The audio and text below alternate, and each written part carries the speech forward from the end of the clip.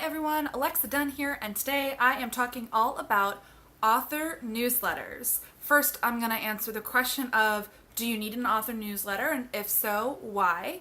And basically, it's recommended. You don't need one, but if you decide to create an author newsletter, if it sounds up your street, it is a very beneficial author promotional tool that is free or low cost.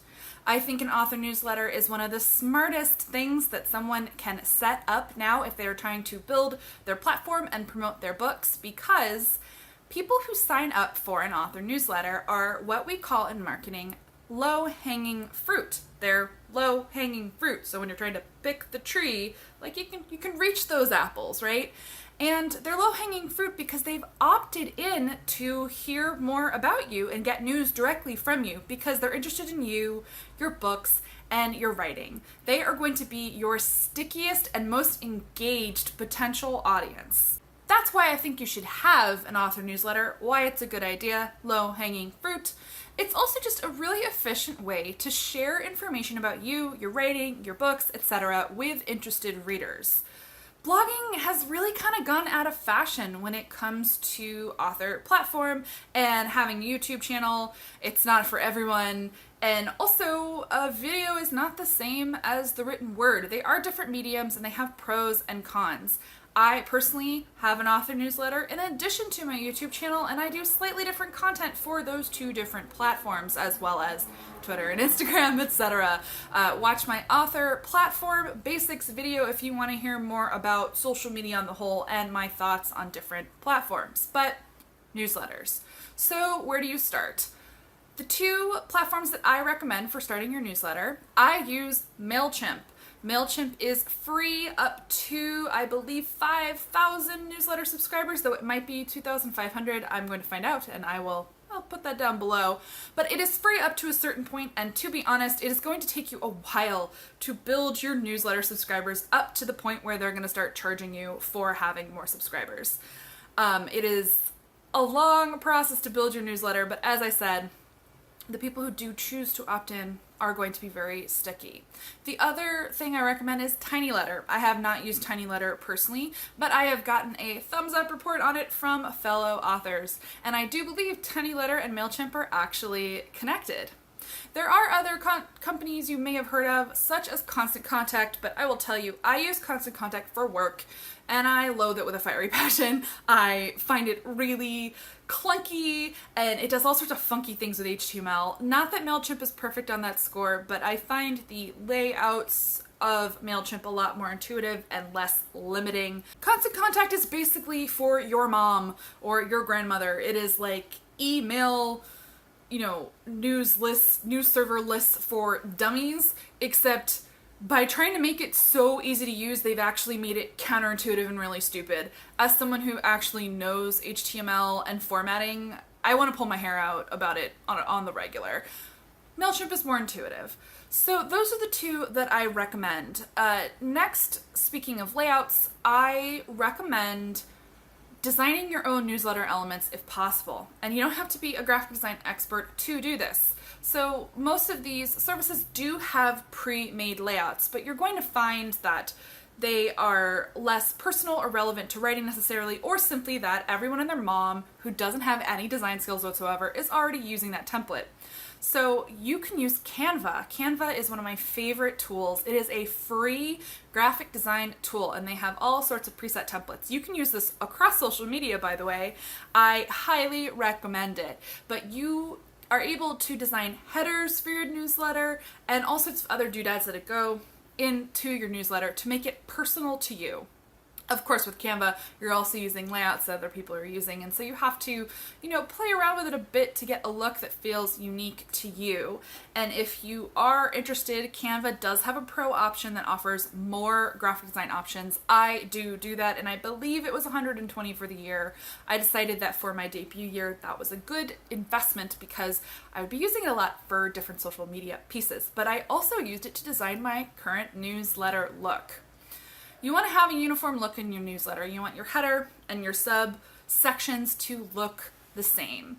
You can go through the layouts on something like MailChimp and choose, whether you want to have like columns on the side or if you want to have it all stacked in a row. There is no right or wrong way to do it, though I personally think that you shouldn't have too much scrolling in your newsletter. If you have too much content and too much scrolling, it's less likely people are going to read it.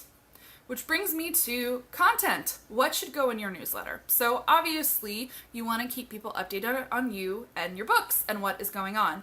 But I don't think that a newsletter should just be that. It shouldn't be like a newsreel, and especially I don't think it should be too thin on content. I have seen authors who just do essentially what boils down to a blog post, and that is what they send out as their newsletter. And as a reader, it just feels very thin on content.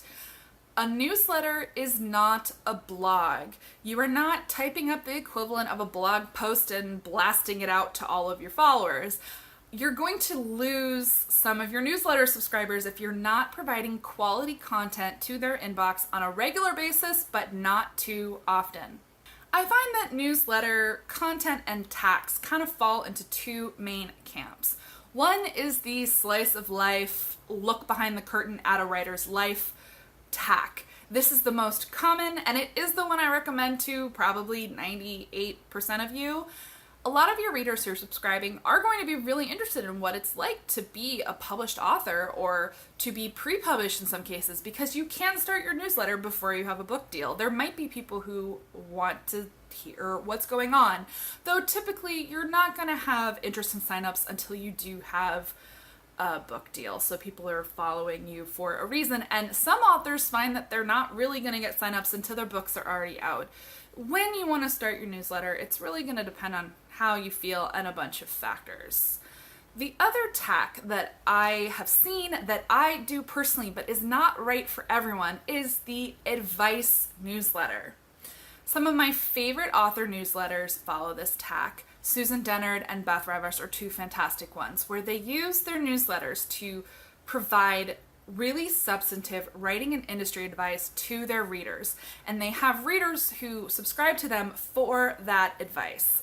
I took this tack because it felt organic to me, because I've been in the industry for a really long time and I do have lots of advice to give. It's the same reason I started this channel, but that is not the right tack for everyone, because not everyone has that personality or has that base of knowledge to give or just wants to do advice.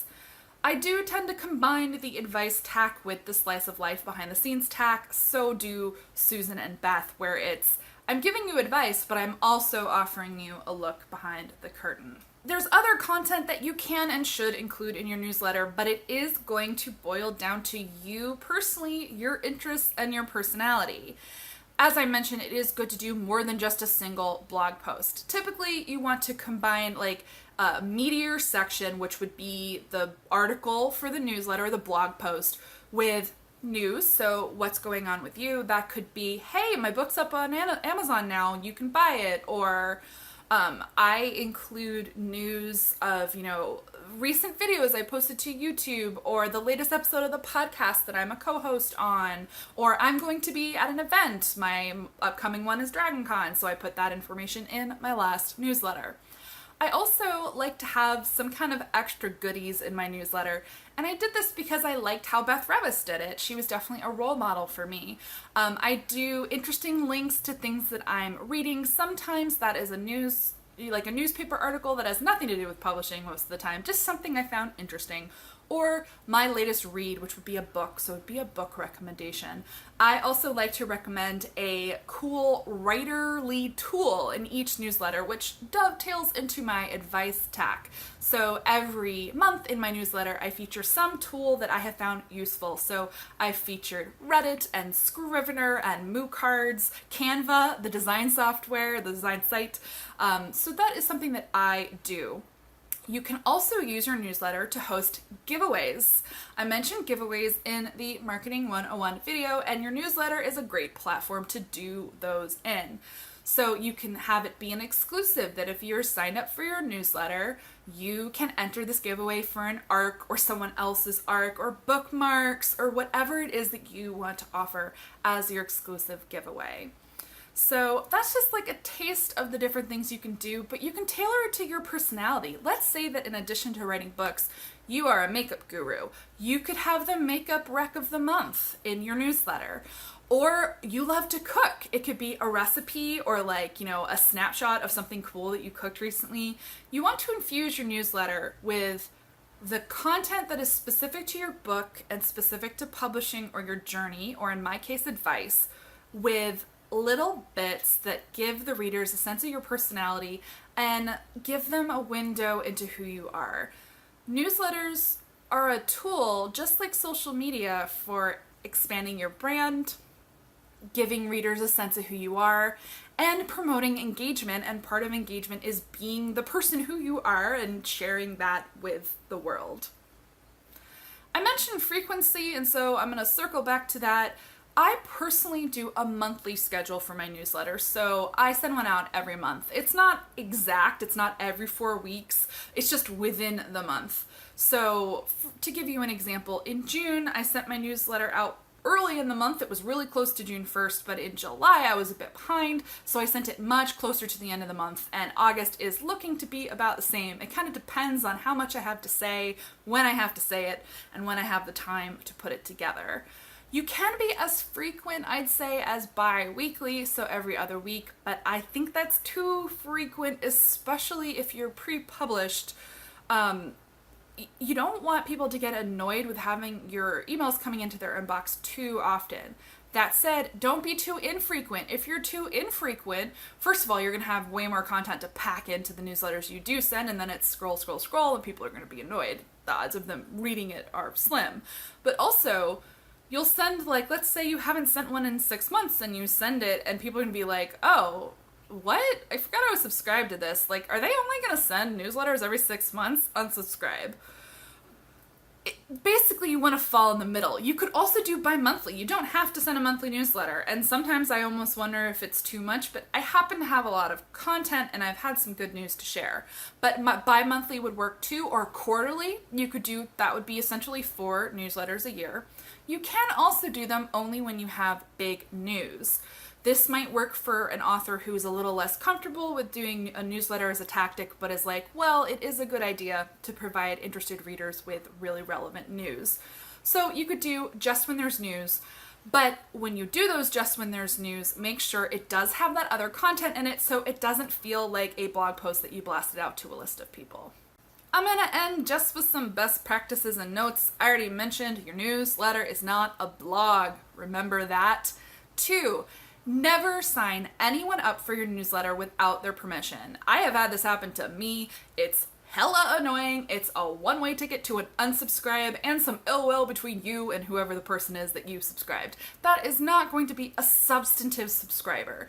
You want to have quality subscribers to your newsletter list so that you have a better chance of your content actually being read, digested, your brand built, and possibly at some point books sold. To that end, you want to make sure that the sign-up link for your newsletter is prominently displayed on your author website. I mentioned that in the author website video. I'm repeating it here. And you can also cross-promote your newsletter on social media. But my key note there is not to do it too much. First of all, it is not easy to get a direct connection from one social media platform to another. I mean, I'll say I have plenty of Twitter subscribers, but only a tiny fraction of them have signed up for my newsletter. I do throw up links on my Twitter, but I try to only do it once or twice per newsletter, so I'm not doing too much self-promo or being annoying. I am mentioning my newsletter here on YouTube, but I don't even know if I have a sign-up link down below in my description, and I should probably rectify that. Whoops.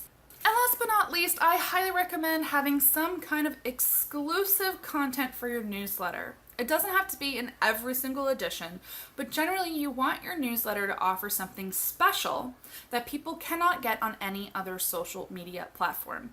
That could be the giveaways that I mentioned. You could do a newsletter exclusive giveaway.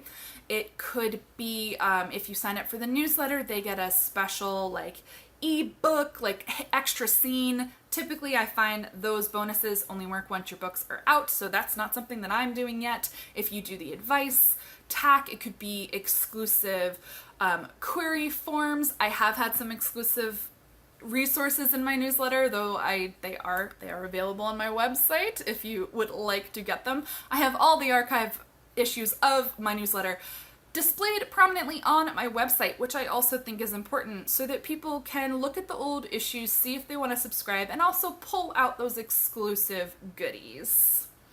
Exclusivity could also just be a story that you're only going to tell in your newsletter. And in general, that's a good tip for any social media. So I have things that have been exclusive to YouTube, such as my agent story video. That is the only place I have ever fully talked about having more than one agent and leaving my first agent. In my newsletter, I have done exclusive, as I mentioned, resources for querying. I've done first look news. I've announced things in my newsletter first. So just always think about how you're using each of your tools, but specific to your newsletter, what quality content you are providing to those people who sign up so you can keep them engaged so that they will read your newsletter and stay subscribed. That is just an overview of newsletters. I'm sure you have questions because it's kind of case by case of like what authors it's a good idea for, how to set it up, ideas for individuals. So hit me up with questions down in the comments. Let me know any other topics you might like me to cover, especially when it comes to author promotion and marketing. And if you liked this video, please subscribe. I've got more like it. I have a whole series on marketing and platform and promotion, and I'm going to be further developing it as I do more marketing for my debut novel. I hope you enjoyed this, and as always, happy writing everyone, and happy marketing too.